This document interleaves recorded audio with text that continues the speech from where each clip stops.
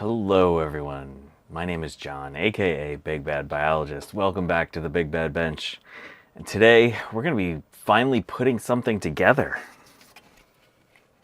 Oh, hello. It's Mac Classic II that we've been working on for for 3 freaking weeks. We finally got some sun in New England and we have a nice retro brighted Mac Classic II. So it's finally time to put this thing back together. We got all of our bits here on the Big Bad Bench.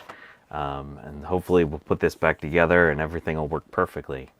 Yeah, that never happens here at the Big Bad Bench. But let's say hi to folks in the chat real quick. We got Dave's Vintage Apple Tech, Everything is Broken Garage, Jamie's Hack Shack. Greetings from I-95. Are you driving? Where are you going, Jamie?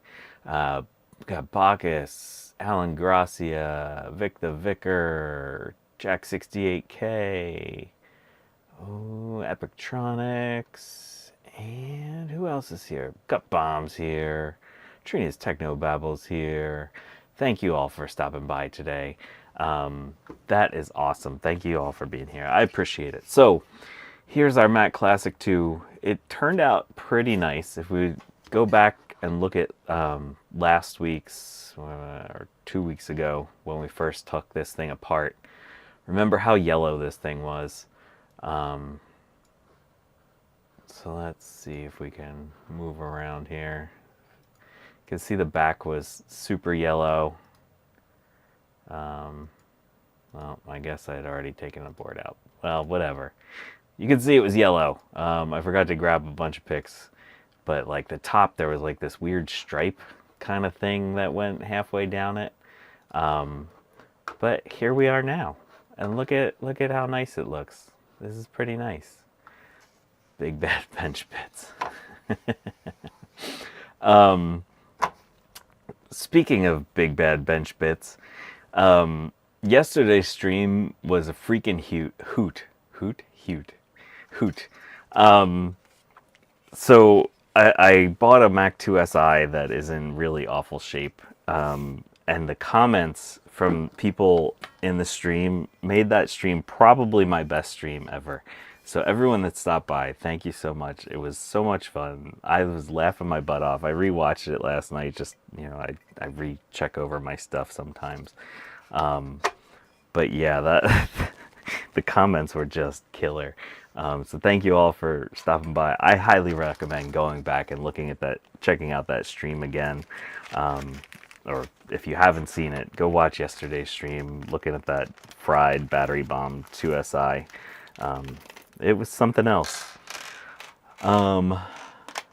It's huge. Yes, the Sun Stew was definitely a success.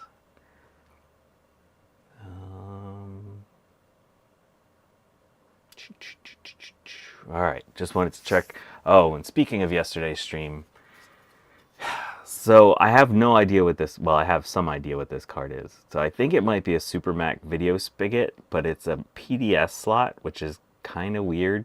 If anyone has software for this thing, please reach out. I haven't been able to find software yet. So yeah, thanks in advance. Okay, so we're gonna put this thing back together. We have everything really cleaned up nicely. The screen cleaned up well. There's a couple little marks in it. I gotta clean it again after we put it back together. But you can see there's no burn-in on this screen. So this thing's good. These have these little tabs where the screen wants to set down into. Sort of generalized locators. And then we're gonna use all these short screws to start putting this thing back together. You can see with this Classic II, the short screws are a different color, but sometimes they're all the same silver color. But you always want to make sure that you're using the short ones for everything that we're going to screw into the front here.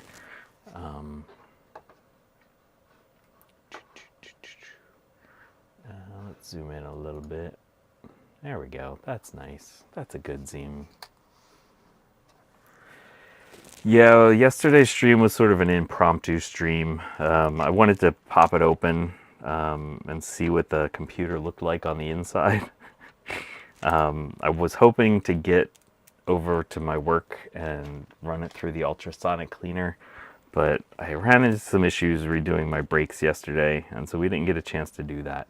I should note here, as I'm putting these screws in, I'm going backwards, and you could hear the little click. And then once you hear that, it means your screw hit the thread, and then screw on from there. Vic the Vicar says if you light the CRT with a UV light, you can see the burn-in much easier. Oh, that's nice. Okay.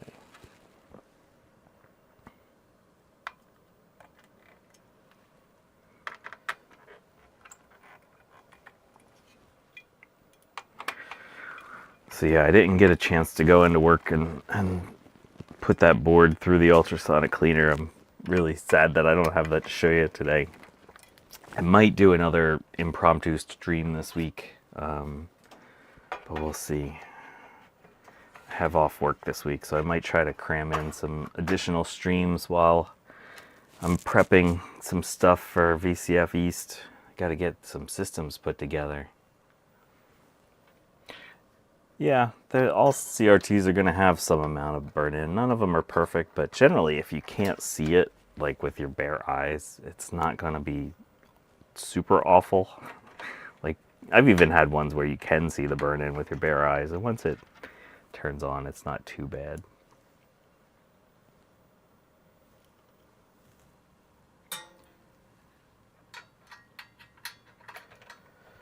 Okay. And again, all these screws that I'm putting in here are the short ones.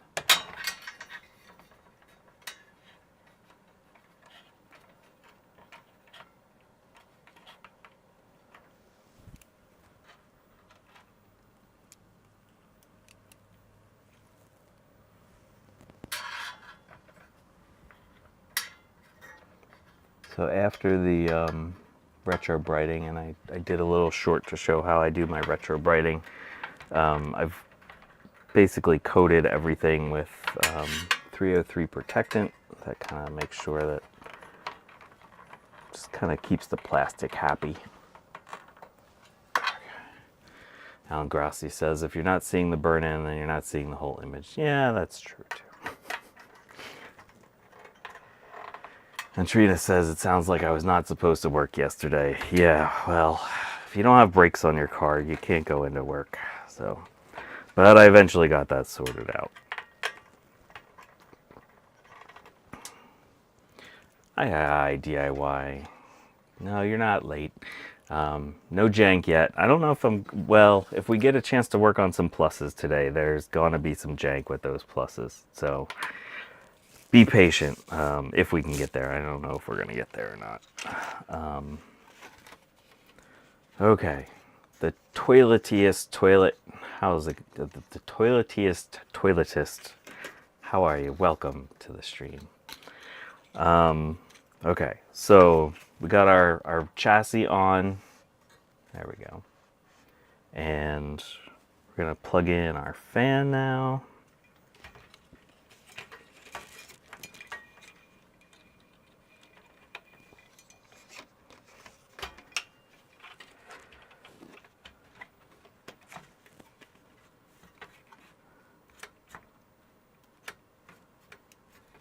And you can see there's kind of a little shiny bit around that screw and around that screw. That's where we're going to be putting in our screws. And if we look at the screws that came out of this thing, you're going to see two types of threads. I have no idea what these threads are. They don't look like, they're not 632s, I don't think. And these are, I don't know, they're not the normal threads that we deal with PCs. But these two are coarser and these two are finer. The finer ones are used to hold the drive cage in place. The coarser ones are used to hold the back plate or the analog board in place. So this is a Mac Classic II that we're working on today. The SE would have a very different kind of analog board. The analog board on the SE is kind of its own thing, and then the power supply sits in there like that. So a little bit of difference with the SE. Classic II is a nice little system because it's got a 68030. Go watch my stream from, I don't know, a couple weeks ago where I have a nice little Mac Classic II song. It's probably my last of my singing career on YouTube. But the Classic II is nice, 68030, up to 10 megs of RAM. But the caps are just awful. And so generally they are a giant mess on the inside. So whenever you get a Classic II, definitely take it apart. Take care of the caps. Oh, I should have done this thing. I forgot to put that last screw in. Whenever you're doing this, never forget your grounding strap here. It goes over to the implosion band. I'm gonna plug that on. Put our neck board on there. We're gonna run this down under here. Oh, jeez. Get back over here.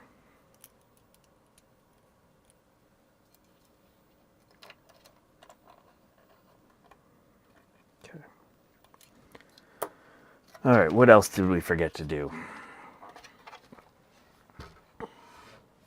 Yeah, some people really like the case design on the Classic II. Don't forget your yoke connector. And that should be most of the functional bits. So I have a new camera so that people can stop freaking out about me powering these things on and sort of dangling them. It's still not going to work great, but at least it's something a little bit different. Okay, so we're going to put our logic board in. And these just slide in. There's a groove on the top side, and then there's a little stand, and then that just slides in like that. Real nice and easy.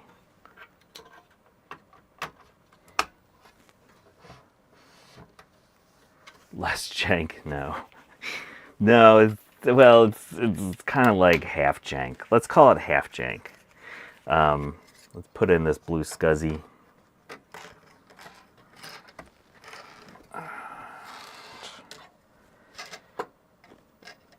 Let's get a keyboard and mouse.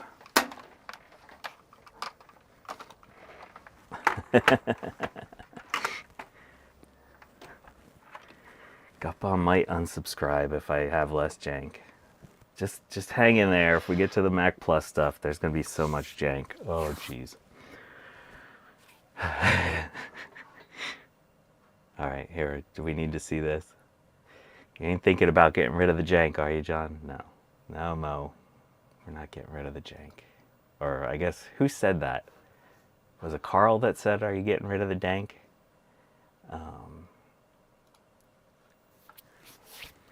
All right, let's plug this beast in and see what happens. Ugh.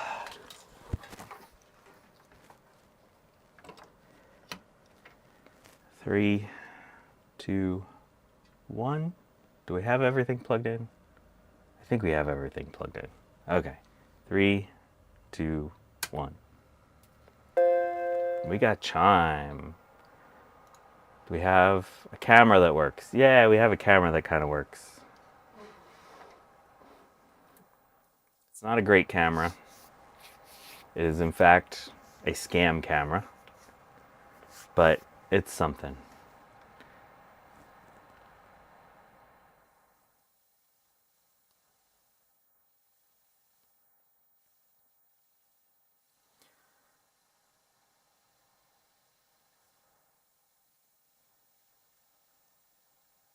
Okay, so one thing you can kind of see is that I might not have put the screen in exactly the same place where it was. We can change that.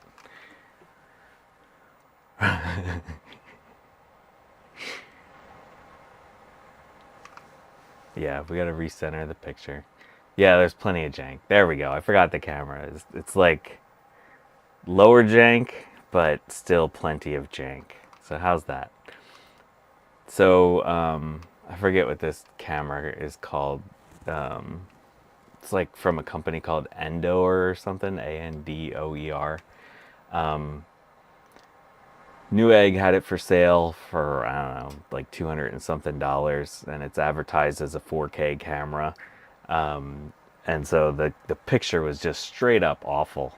And so I took it apart, and it turns out the electronics for the video capture max out at 1024, or it maxes out at 1080p, but I kind of was looking at the sensor, and it looks like it might actually be a 360p sensor.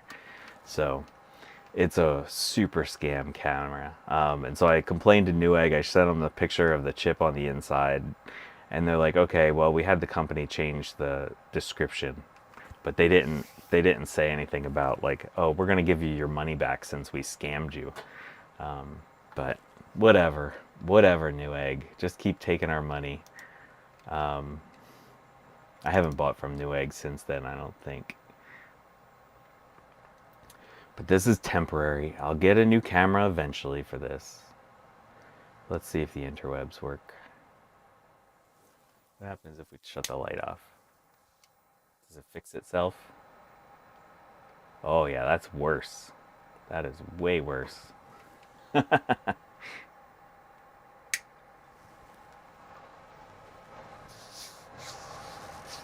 All right, so we are connected to the interwebs. I don't know if FrogFind is up. It might be down. Let's see. Sean was getting some spam running in there. Mac Classic II.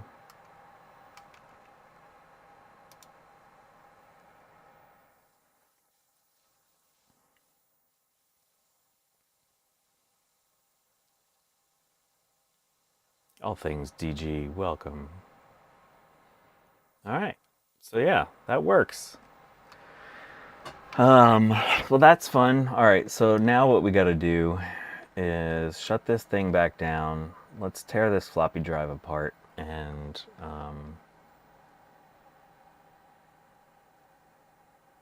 it's like the display is taking regular naps. That is purely a function of my janky cam.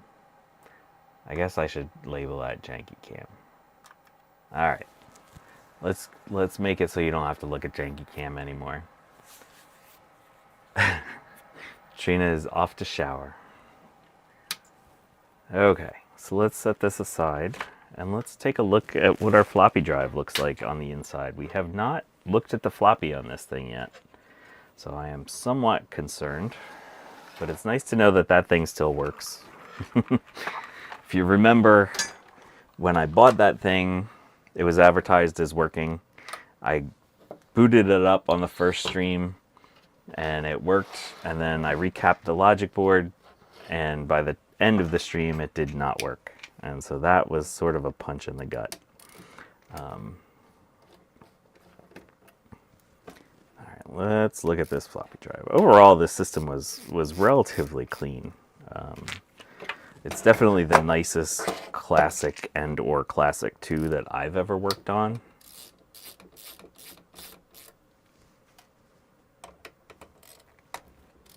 But that's not saying much, considering the first Classic that I ever worked on was basically rotten through the chassis.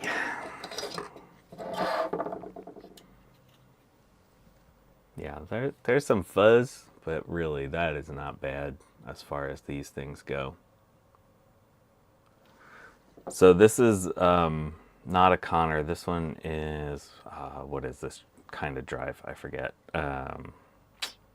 Quantum. It's a Quantum drive, and the drive works. It just sounds really bad.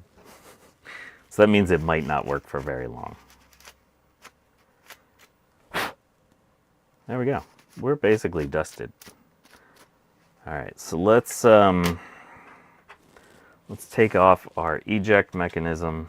Always got to service your eject mechanism.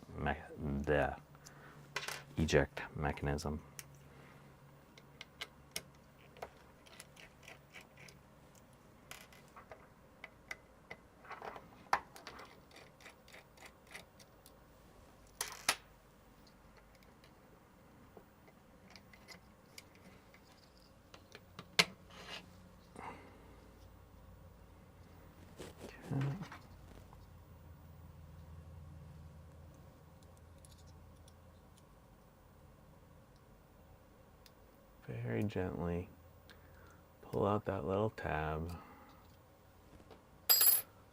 Take that off. Oh, there's still a good amount of grease in here, so that's good to see. Yeah, this might be the world's nicest Classic II.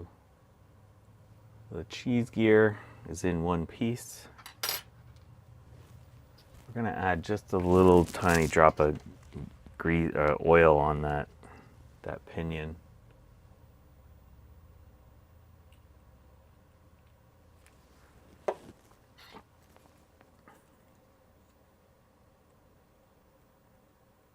Yep, that's good. I think we're good there. Okay. Let's put this back together. We'll give the drive a little bit of a lubrication as well. And a little bit of a clean. Again, we're just going to put in the two little tabs there. And then lift up that little tab as we click that back into place. Okay. All right, so now I need a floppy disk. Where do I have a floppy disk? This is a floppy disk.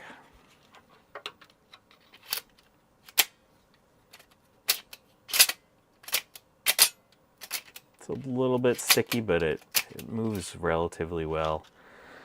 Let's do a quick service on this thing. Okay, so zoom in a little bit more. Oh, hello, floppy drive. Okay, so we're gonna, wait a second, let's make this an even number so it scales a little nicer. Okay. So we're gonna grab that little spring, come up like that. Again, I always keep my thumb at the top of the spring, even though it's captive. You just never know. Could fling out of there at your face. Then you'd lose it to the net and the never.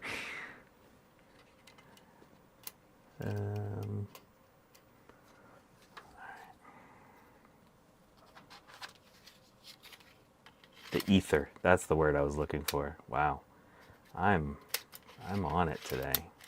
Okay, there we go. That released that. You want it to be like half in, half out.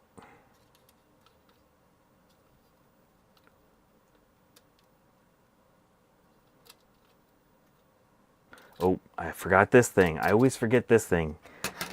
Take that thing off, or you're gonna make a mess. The little slider mechanism for the heads.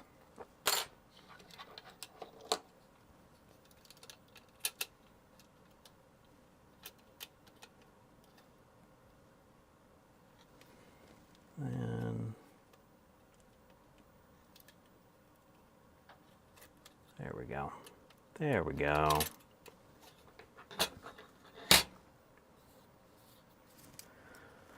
Okay.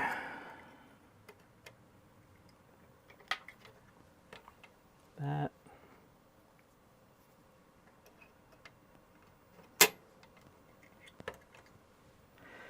Yeah, it's cool to have the old hard drives if they still work, but all my stuff's getting blue scuzzies.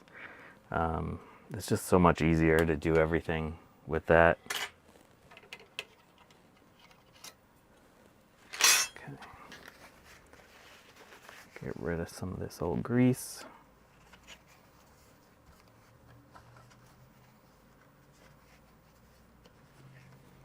This grease is still greasy, but it's going to turn to goo eventually.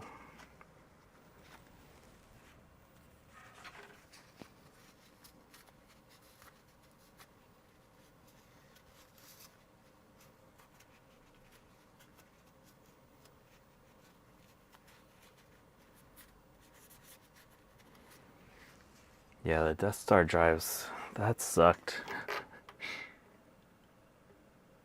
Drop there, drop there. there, drop there, here,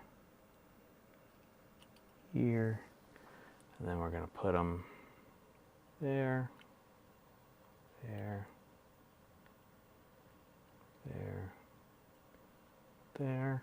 Got some paper towel fuzzies we got to get rid of.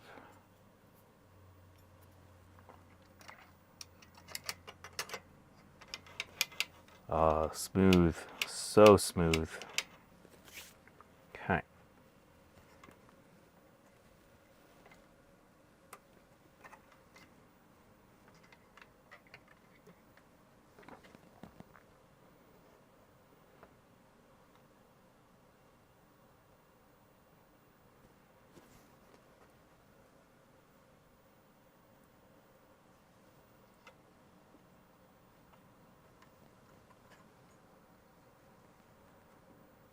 So you could do SSD in them, or am I wrong on that? SSD in an old Mac? It depends on how old you're talking, and welcome Scott Clary. If you're talking a Mac Classic II, like we're working on here today, you can't put an SSD in directly because they only use SCSI. I have not had much luck using SSDs in Macintoshes until like the Power Mac G4, Sawtooth, and what was the other one? Blah blah blah blah blah. Mirror drive door. I have an SSD in my mirror drive door and in my Sawtooth, but that's about the oldest that I can use SSDs in Macs. I have other ones that use IDE, but generally, I don't know, there's something about the SSDs that they're like too fast or something, and things are just too unstable. So I generally avoid using SSDs before there.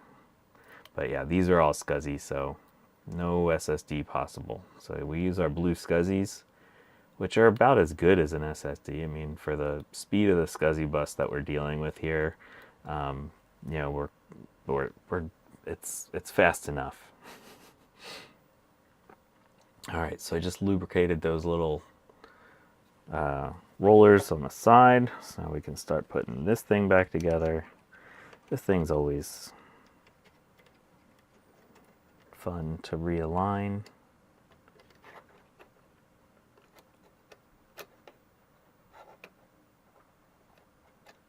Oh, no, we gotta go this side in first, and that goes down like that. Now we're in there. Now we're in there. That's nice.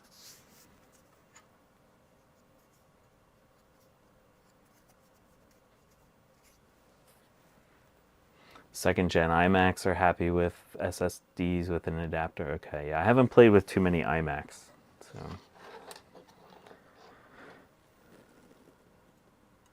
Okay, that's back on there. That's back on there. Now, we're gonna put our little thing that I always forget to put back on. This goes in like this. This side is where the head rides on.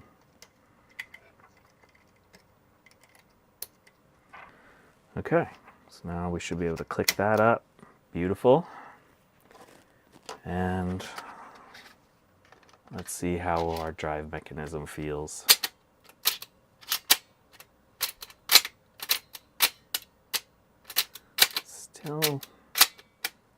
Still not going in as nicely as I would like.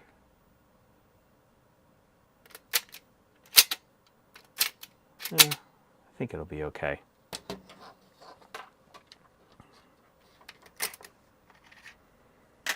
Alright, let's pop this back in. I find that it's easiest to put in the plug before putting the eject motor back down in there.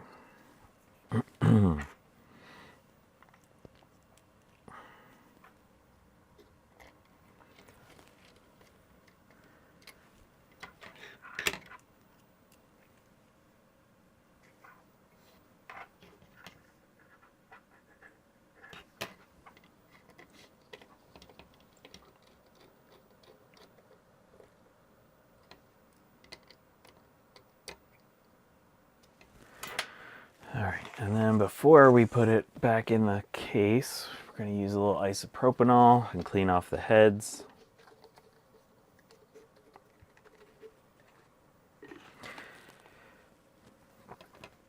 Again, when you're doing this, you can hear me squeaking on the head a little bit on that bottom head, but you really don't want to apply any pressure to these. You can see I'm applying a little bit of pressure, but every once in a while the head starts lifting up and I stop applying pressure up. You don't want to apply too much pressure to these things. They're sort of floating on these very sensitive copper bits, and this thing right here is basically the hinge, and if you push that up too hard, you've basically destroyed your drive. So I think that should be good to go. So let's plop this back in.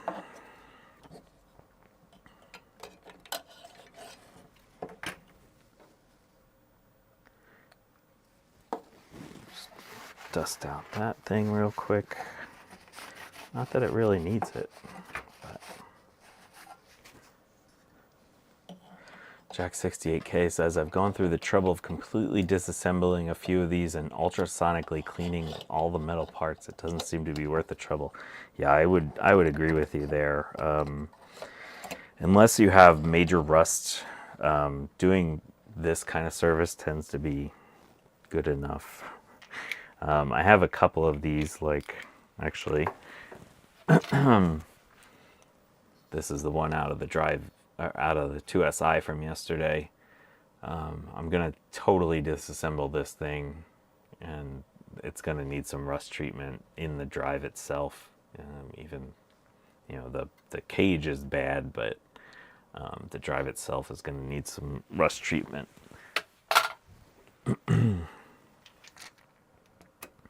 See if we can get that drive working. That would be something to get out of that system.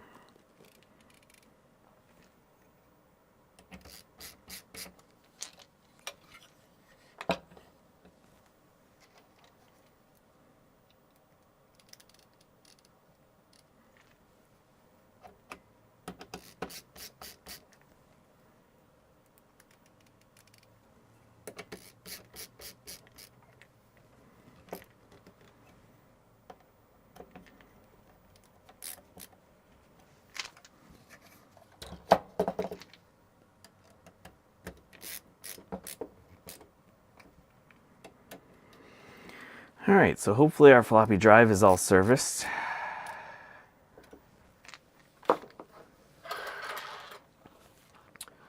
Let's zoom out a skosh.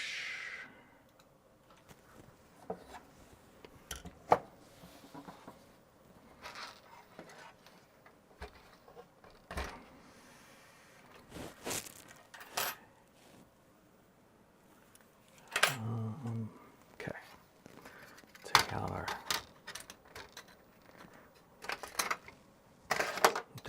don't bust your neck.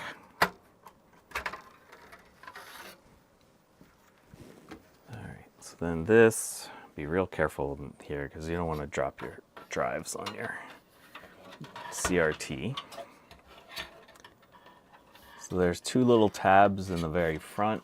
Let's see if a little slot there, a little slot there, and then there's little holes, and you can see the two tabs there and those. Okay, so that's where we got to get everything lined up. Get your power cable out of the way.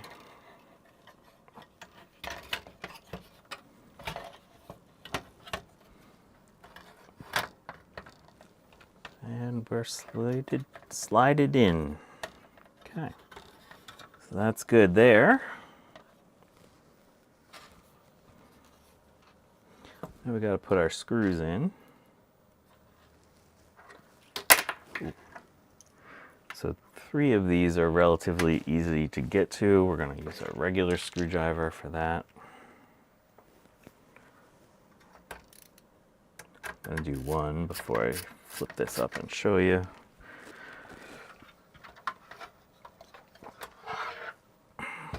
There we go. another one.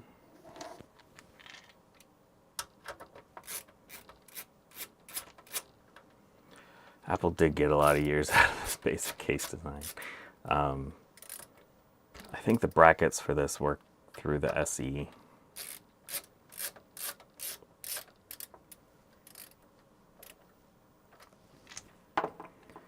Okay. There's one over there. That's a little easier.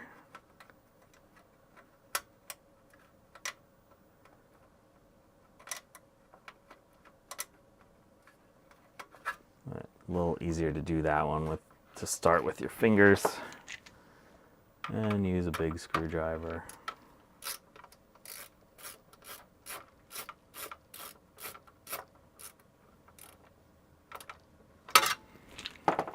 And I forget, yeah, that'll fit through, so we can use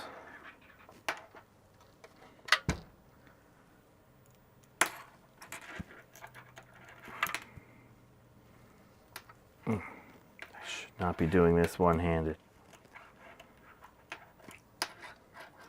Oh, come on. Oh. There we go. Okay.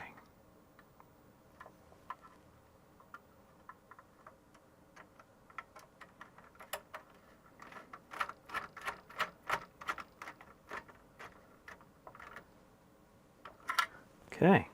There's those.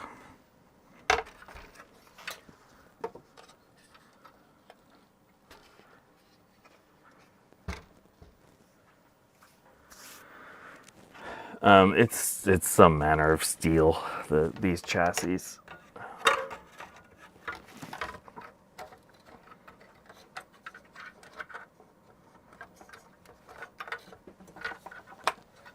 Okay, there's that. There's our floppy. Okay, and then if you're fancy, you can use this little cable management strip there. Bring your cable around like that.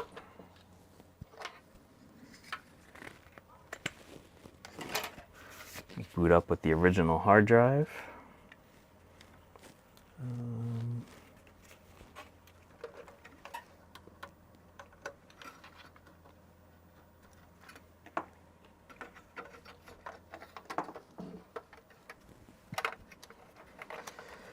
You know me, I DIY. I am fancy. Okay. So I think we are back to stock. Let's boot this thing up with this.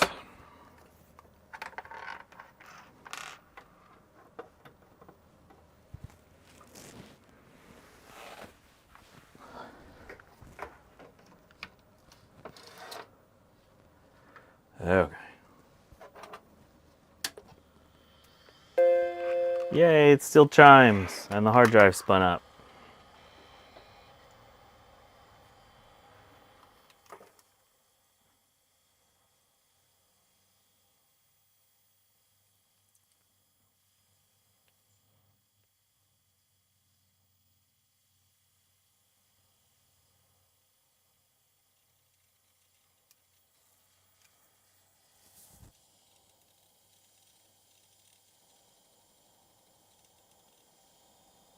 Listen to that spinning rust.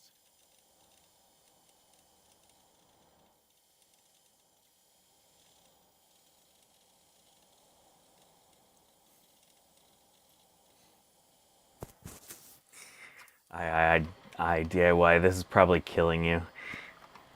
One of the best cinematographers out there looking at this awful garbage. Well, it worked. About this Mac. Got all 10 megs of RAM, System 7.1. Forget if there's anything on this drive. Let's see. Oh yeah, we also got to see if this floppy drive works. I don't know if this is Mac formatted disk.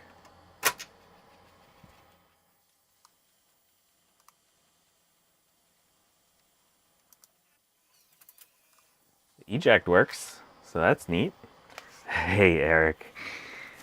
Yeah, real hard drive noises, but you weren't here, but we booted it with a Blue SCSI first.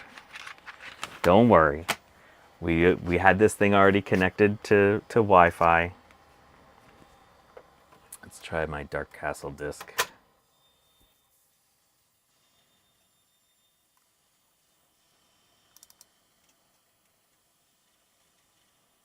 Yay, it sees it. Okay. So this is good. Floppy's working. I'll do some more extensive tests another time. Eject is nice. All right. So I guess now... let's see what's on this hard drive. We got a HyperCard 2.1 player. We got Claris works. Ooh.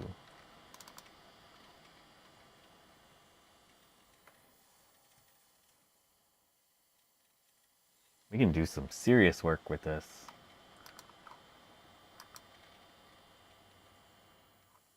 That's pretty quick. That ain't bad. Let's see what bad news is here.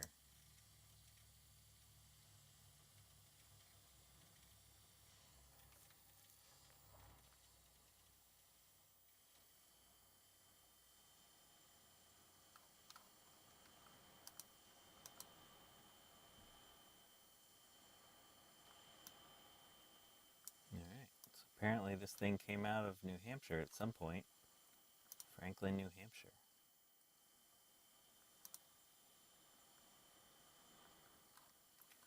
There you go. Some old documents. Alright, here we go. This is the fun bit where we're gonna shut it down. Yeah, the splash screen is pure nostalgia. Alright, let's listen to this hard drive as it spins down. Oh, that actually sounded better than before. Before it was like... But no, that sounds great. Maybe we're working it in. Alright, let's go back to here and let's button this system up. It'd be nice to button a system up. It's been a while since we finished one.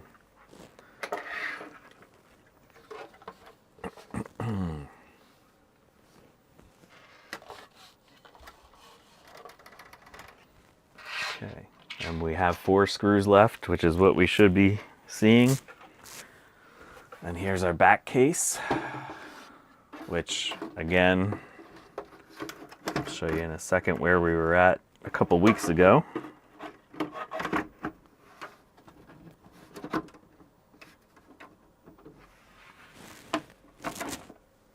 There we go. Fits down on there so nicely. Got our little cover plate. I think it goes like that.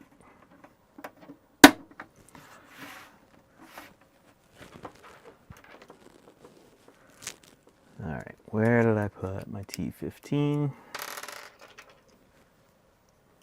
Yes, Eric. We booted it first with my Blue SCSI, connected it to Wi-Fi, to FrogFind. We're putting the original drive back in there.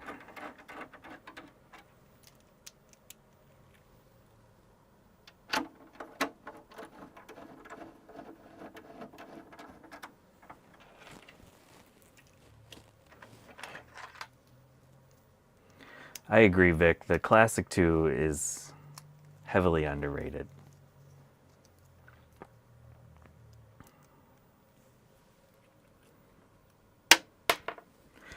Just you got to get to them quickly. If you come across a Classic II, buy it, preserve it, get those caps out of there, make sure the battery's gone. Yesterday was a really good example of why you need to get the batteries out of old systems. So get your batteries out, get your caps off. Even if you don't restore it right away, just get the caps off of that thing so it can't make it worse. What's going on, one bit? It's a good backup machine when your main components die. I like the Classic II also because it has 2 SIM slots and you can use it to test 2 SIMs out at a time. Like yesterday when we got 4 really awful SIMs. Look at that corrosion there. But we got, oh yeah, this was the other bad one. Look at that. Oh, that's bad. So we had 2 bad ones, but we had 2 good ones. So we could theoretically test these 2 in here. Oh, I just dumped crud on top of my nice, beautiful chassis. All right, so let's review where we were a couple weeks ago. Let's switch back over to here. Remember what this thing looked like. It looked like that. And now we're here. So this thing looks way better than a couple weeks ago. Oh yeah, the last thing we have to do now is put the Apple back on.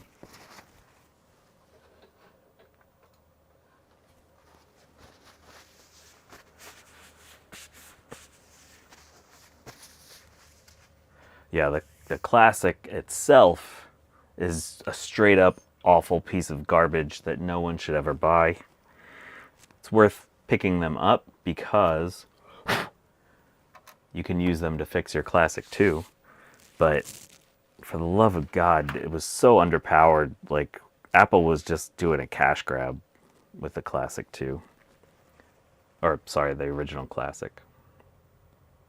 Alright, so I've got my ultra black gasket sealer.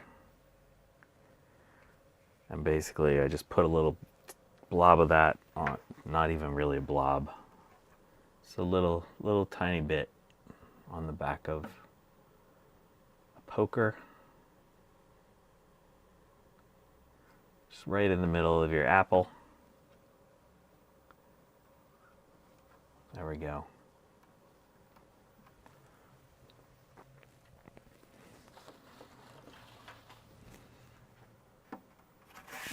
All nice and happy. This thing had a bunch of marks on it.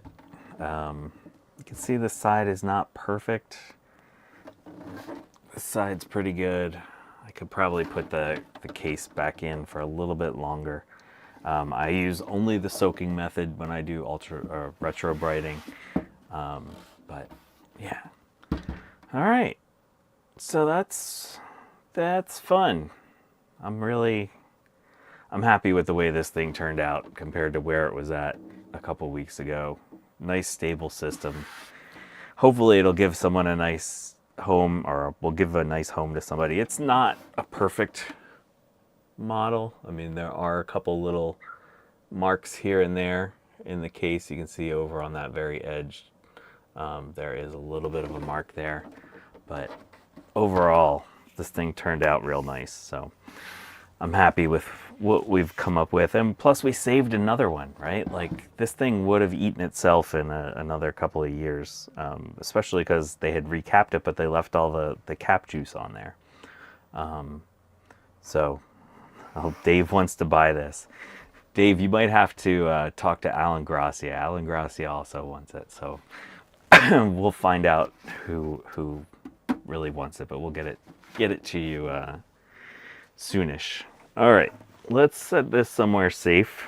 I don't know if there's anywhere safe here at the Big Bad Bench. All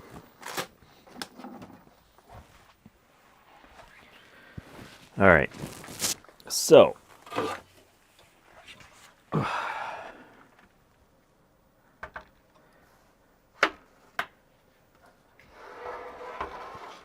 here's the Mac Plus. Well, the chassis is actually a 512 or a 512 or a 128. I don't know which. But you might remember recently, all my weeks are tied up now. I don't remember what I'm doing when.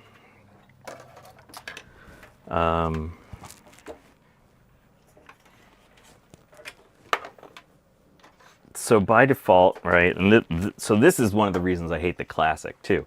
Not the Classic 2, the Classic. So this is a 68,000, or that's not actually a 68,000. Where's their 68,000 processor?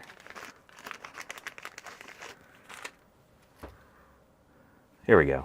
Here's a 68,000 processor. It's the same processor that was in the 128, the 512, the Macintosh Plus. And that's what they put in the Mac Classic like 10 years later. It was such an obsolete processor at the time. It was just an obscene cash grab. Okay, so we've been playing with our Mac Plus a little bit. And ultimately, my goal was to use a 68030 in this thing. And a lot of the pins and stuff are the same between a 68030 and a 68,000. But it turns out that the 68,000 does some weird stuff. Like it doesn't have an address line 0, which is really weird.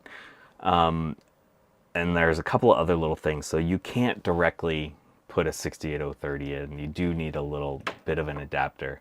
So I started looking into that. So yeah, this isn't going to happen, unfortunately.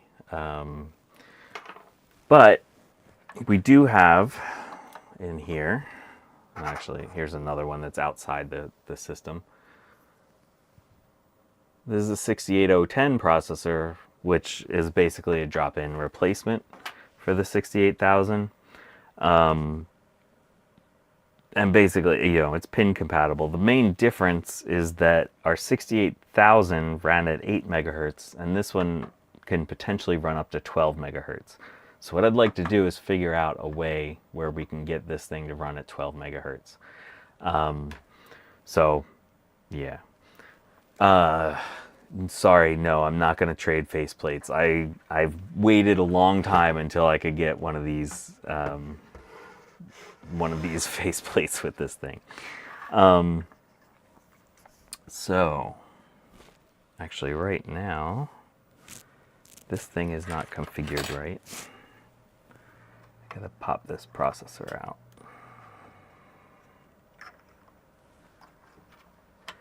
This logic board has been giving me a little bit of issue. I think that some of these PALs are a little bit funky. Or at least their connections are a little bit funky. So a couple weeks ago, or last week, I forget which week it was, we pulled the processor out and we put it in a socket. And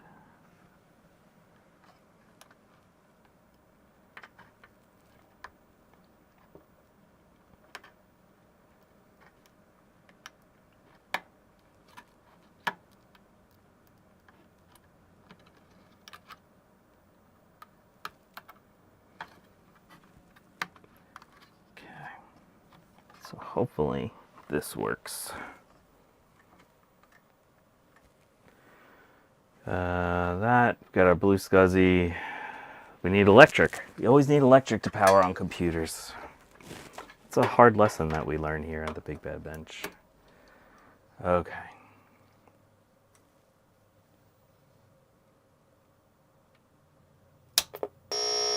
Ooh, yeah, that's not happy. What did we do wrong there?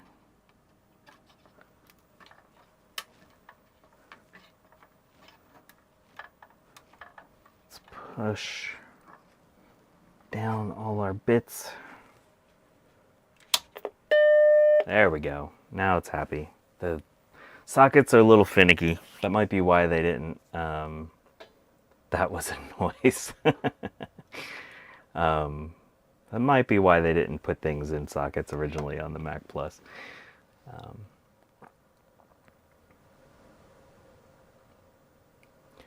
Was it possible for the portable to have a 68,000 at 16 megahertz because it had a different video circuit? No, I mean, if you're designing your computer around certain megahertzes, you can figure it all out. they just probably used a different bin processor and designed everything around it. Oh, illegal instruction. What? Come on, you thing. I have another one. We might have to switch boards. Although this one, yeah, this one has the soldered in crystal oscillator. Oh, this board is not happy. Angry board. All right, well.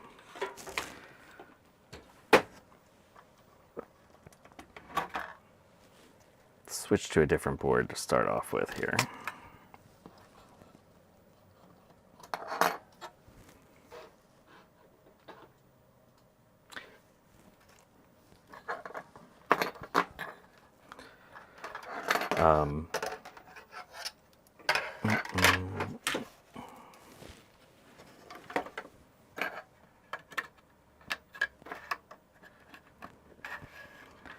All right, let's try this one.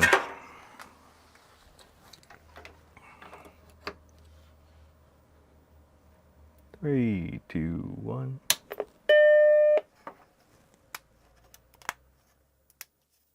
Yeah, every time I touch these chips, it feels like they've worked themselves loose a little bit.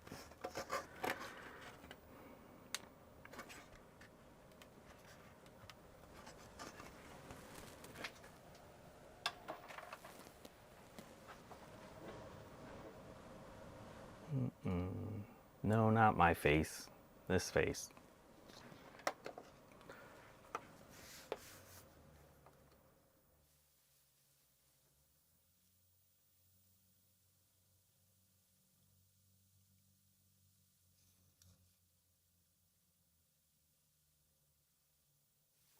I also realized I need to recenter my face.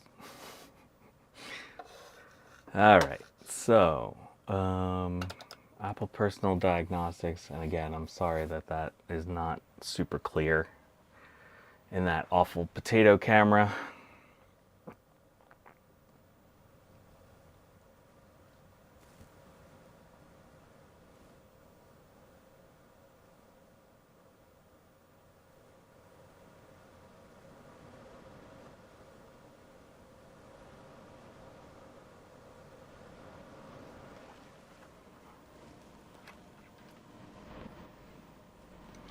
So the crystal oscillator in the Mac Plus is actually a 15.6672 megahertz.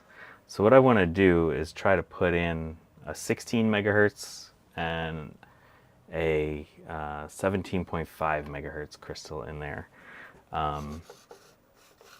just to see. Let's just run our benchmark here.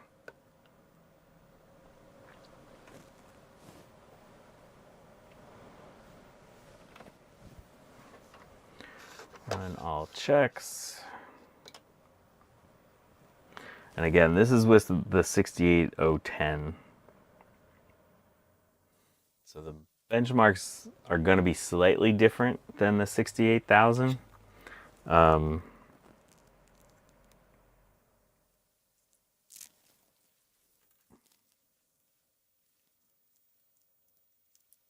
The differences are not very large, but they are consistent, and I've seen it every time I run this. It's really, it runs exactly the same, but it's always, you know, just slightly off from the original benchmarks.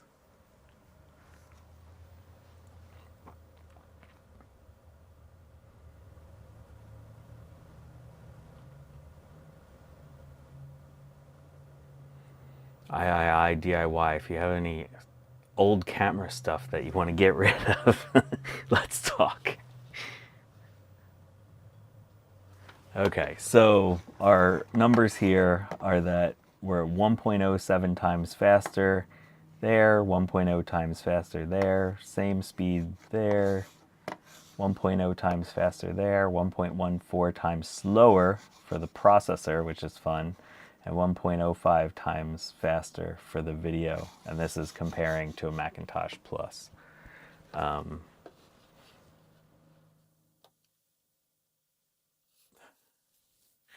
All right, so let's shut this down and let's see if we can.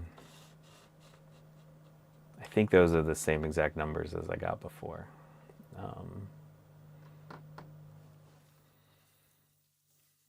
So let's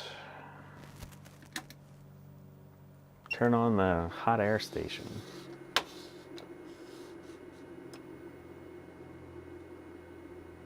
Okay. All right, let me try that other board again.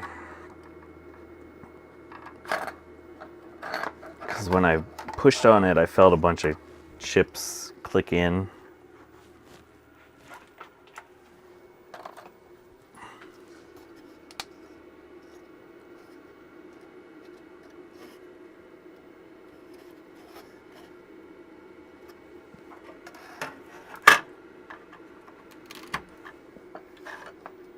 Oh, sorry, you can't see what I'm doing. Sorry, I just swapped up the boards.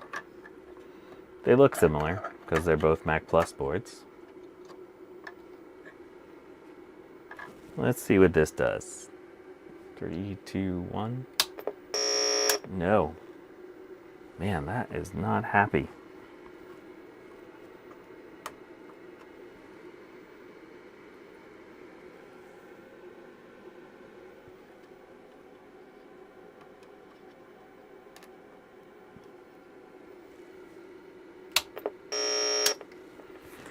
That board is mad, bro. We'll have to come back and fix that.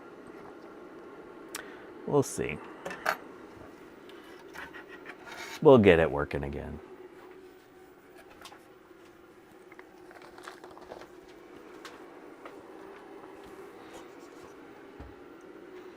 Alright, so you can see this board so far, all I've done is reflowed the main connectors and put in a socket for the CPU.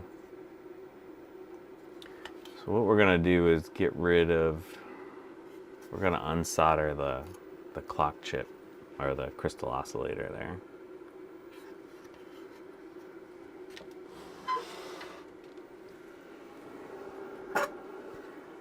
Nope, I just had solder laying on my soldering iron. That was not a good move.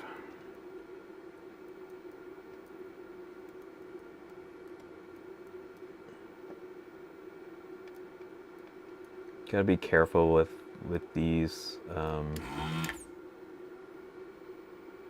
They can be attached. There's a 5-volt signal and a ground, a 5-volt and a ground, and it can be kind of difficult to heat them and get the solder flowing right. Just be patient.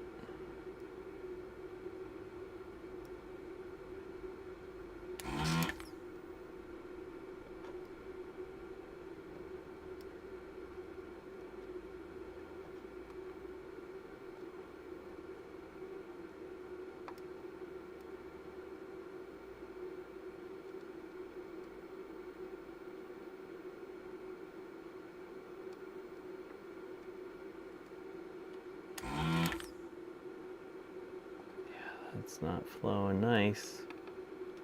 That's not flowing nice.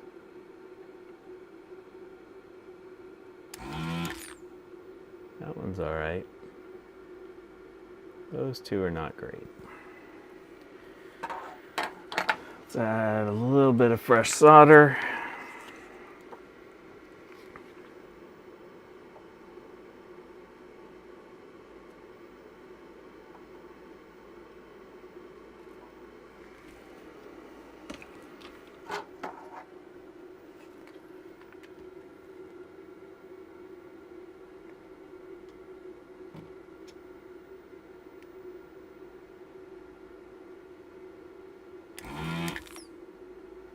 That's better.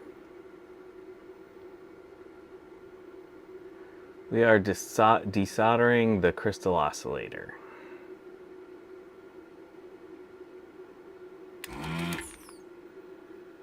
Okay. So that's pretty good. And I'm going to use hot air again. Even though most of our solder is gone, we could probably get away with just working it a little bit, but I always like to use hot air. Yeah, if the crystals don't make good contact with the sockets, it causes a lot of issues. Computers kind of need their clocks for some reason. All right.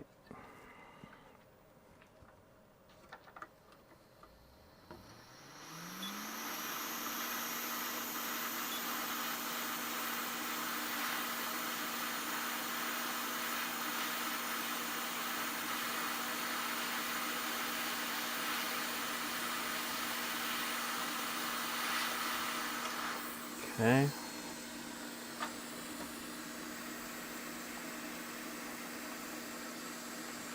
One side off.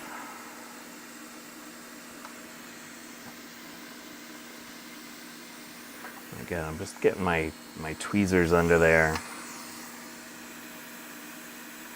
I'm not really applying pressure with the tweezers. Just getting the tweezers in there so that we have something to pry against.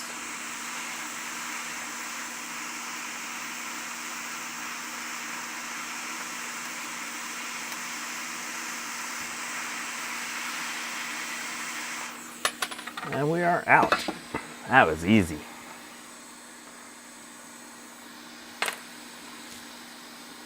Yeah, so one of the things that can happen is, like, especially if you take these crystal oscillators that are used, you can see that they've had their legs cut compared to the originals, and it can lead to some inability to make good contact.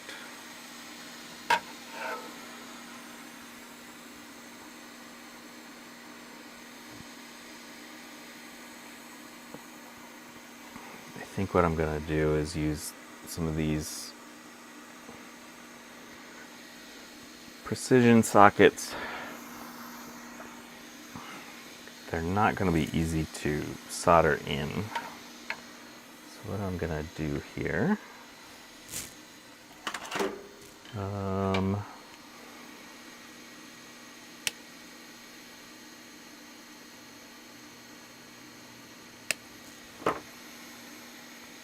we're going to take this new, relatively new crystal and put the individual legs onto it.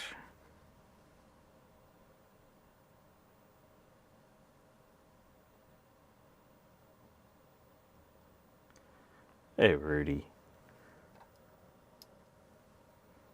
You're never too late, Rudy. We could restart the stream for you.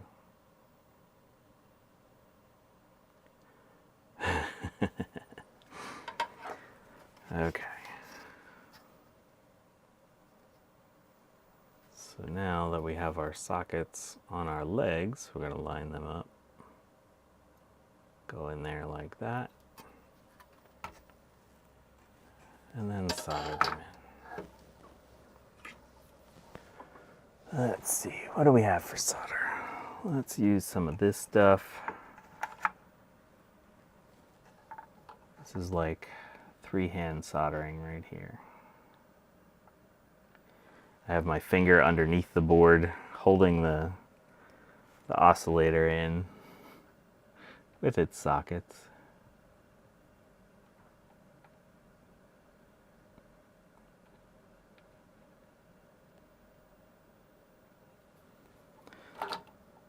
This is not jank right here. This is straight up skill.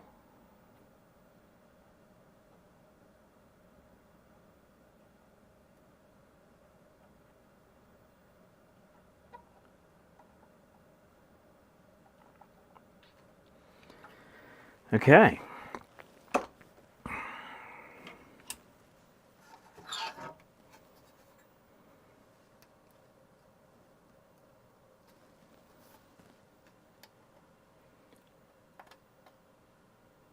So first, let's try our original. Again, this one might have some issues because the pins are so short, There is a trick we can do if that winds up being the case, but let's make sure we haven't destroyed our board. Oh, I gotta take some of the solder off of that thing.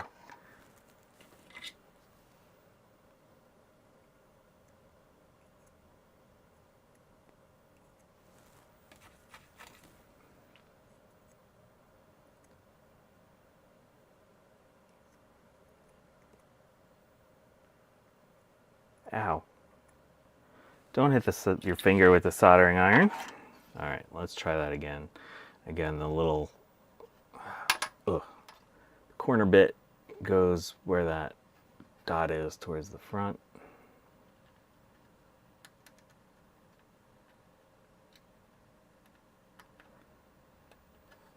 And I haven't straightened the legs for these pins, or the legs for the crystal, because having them bent might actually help get better contact there. All right, let's try this again. So we should be booting with our normal crystal right now, if we haven't destroyed our board.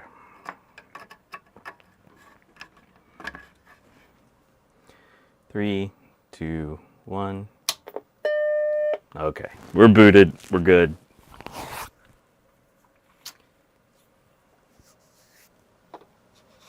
Or we are not booted, but we are booting. Let's go there.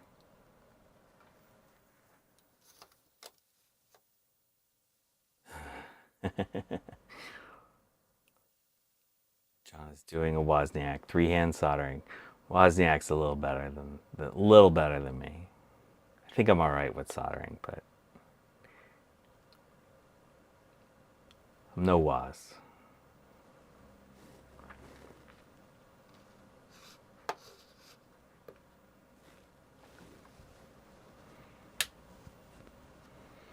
It is working, so we haven't destroyed our system. That's the original clock crystal, though, so that's where we're at here. All right, so this is our original crystal. This is, I should write this on here because, oh, you can maybe, oh, new camera, I'm confused. I don't know if you can see that or not. 15.6672 megahertz. 15.6672. And so somewhere in the chain that gets divided in half, and so our processor is getting half of whatever 15.6672 is. All right, so let's go to 16 megahertz. 16 megahertz. So this will actually make our processor at 8 megahertz compared to stock, which is 7 point whatever. I need a mathematician to help me. I'm only a biologist. Okay. Gutbomb says, I want to give you a Video 8 camcorder. So that's actually one of my plans. So I have another motherboard that I'm going to put in. I'm going to take my streaming system, and that's being given to Tech-Night. I'm going to rebuild my streaming system. And in it, I'm going to have a motherboard with PCI slots, and I'm hoping to have an old school PCI video capture device working. So that's in a little bit of a future. It might be one of the streams that we do this week when I rebuild my new streaming system. All right, sorry, off topic. Let's turn this on in 3, 2, 1. And it chimed. What do we got? We got video. Oh, you know what's weird? Look at the way that the pattern has changed with the potato cam. It's affected the refresh rate of the screen. All right, so what happens when we run our Apple Personal Diagnostics? Yeah, that's messed with the refresh rate of the screen. That is cool.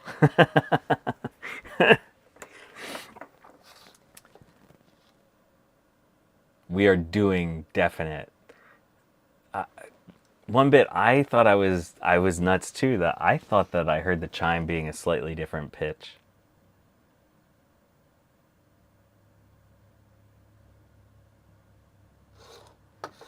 Yeah, there's nothing more scientific than potato cam. All right. Sorry for the flickers, folks.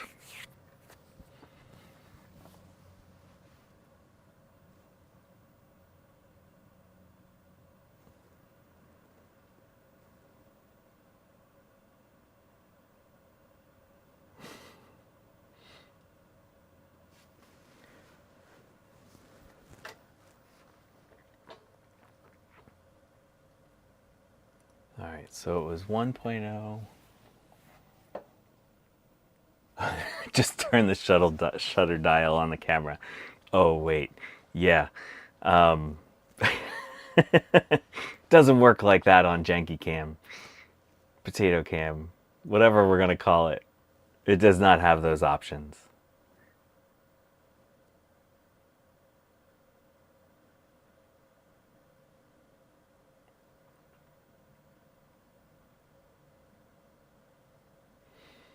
All right, so basically it's identical to what it was before.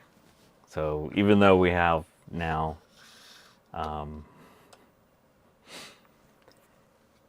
even though we now have a slightly faster processor, the numbers really haven't changed at all.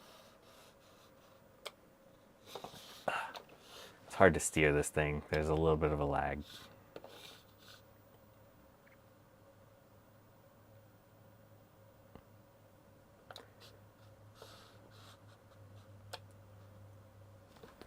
All right, shut that down.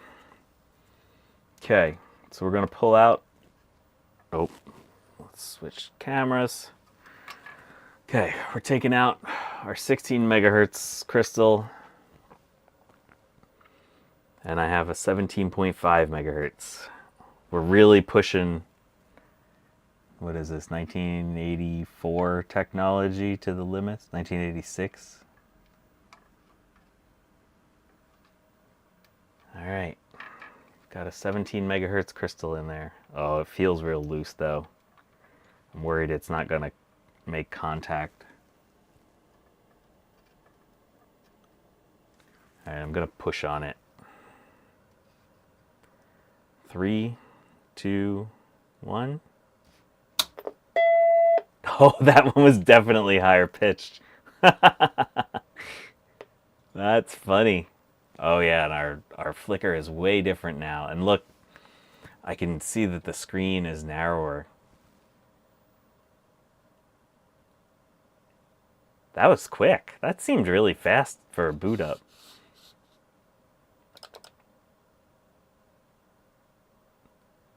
It's not a chime, it's a chime. That is killer. The tube is gonna blow up. It looks really nice in person. Janky cam is not helping matters.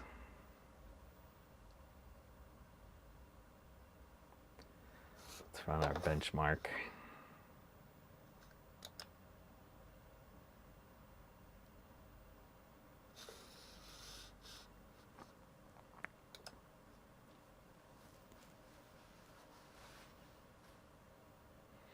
I need a turbo button now. Oh, that's great.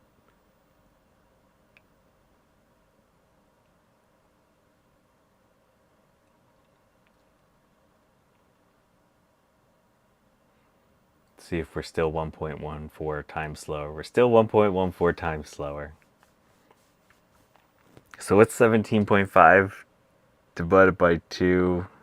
8.5, 8.75 megahertz now.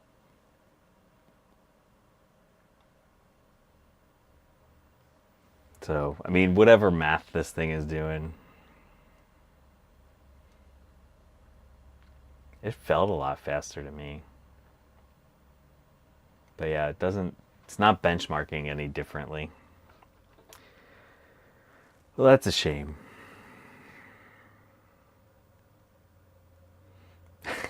Rudy says, with a turbo button, you get Happy Mac and Hyper Mac. Try speedometer instead of this app. Yeah, there might be something with a little bit more granularity.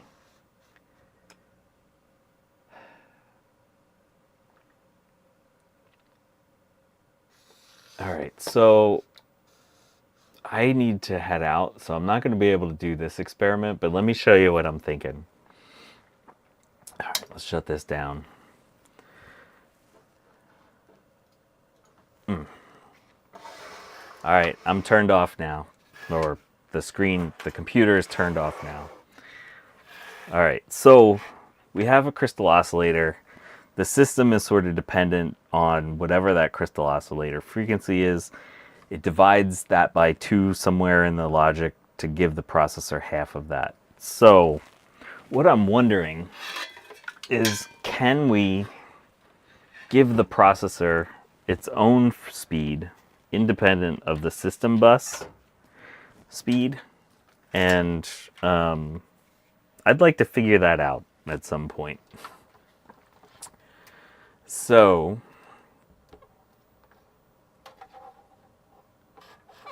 this thing is upside down. So this is a function generator that Noel Lopez gave to me, which supposedly, yeah, we have 2 channels here. Sorry, yeah, let's get rid of this. We could theoretically set up 2 different frequencies, feed one to the crystal to give the system the stuff it needs, and give one to the processor, because, like I said, this processor can run up to 12 megahertz. And so I'd really like to try playing with this and see if we can get this function generator to be our crystal. I don't know if that's going to work or not. I need to do a little bit more research and figure out how this all works, but like, it gives you a bunch of options for like frequency, for like how the things should be shaped. So this will be fun to play with in a future stream. Unfortunately, I don't have time to play anymore today. But yeah, so we learned some things. We learned you can replace the crystal in a Mac Plus and it'll still boot, and it affects the frequency of the screen and the frequency of the chime. The frequency of the chime cracked me up. But anyway, yeah, so we'll be back at it next weekend with something Macintosh related. I forgot to say happy Macintosh, y'all. We'll do another Saturday stream with something Macintosh related. I'll probably do a midweek stream this week since I'm off this week. But yeah, I think we're done. So speaking of streams, Gutbomb and Trina will be streaming at 2 o'clock. Trina put the thing in there. Put the link in there, so go check hers out. And then at 6 o'clock Eastern time, Tech Ambrosia is going to be streaming. Never want to miss one of her streams. And yeah, so thank you all for stopping by. I appreciate the heck out of y'all. Have a lovely week, even if you don't stop by my midweek stream, because it's going to be a weird thing. And also, definitely check out the archive of yesterday's stream. The comments in the chat are just ridiculous. I love it. That was a really fun stream. But yeah, see y'all later. Have a lovely day. Oh, man, we got to do this thing. Oh, not this. Why do I always do that? You don't want to see my face. You want to see my channel logo.